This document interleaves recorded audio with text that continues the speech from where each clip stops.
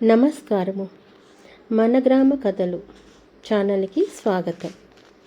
ఈరోజు మీకు ఒక చిన్న హాస్య కథ చెబుతాను.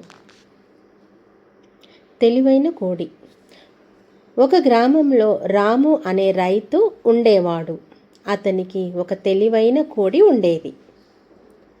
ఒకరోజు రాము కోడిని వెతుకుతూ ఉంటే అది ఇంటి పైకప్పుపై నిలబడి పెద్దగా కూస్తుంది. రాము అడిగాడు, అయ్యో, పైకప్పు మీదికి ఎందుకు వెళ్ళావు అని. కోడి వెంటనే చెప్పింది, నువ్వే కదా అన్నావు ఈరోజు ధరలు ఆకాశాన్ని తాకుతున్నాయి అని.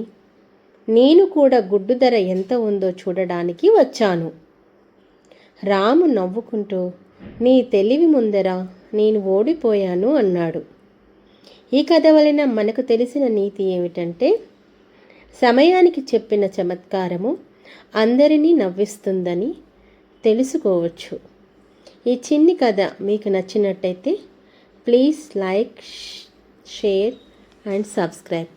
Thank you.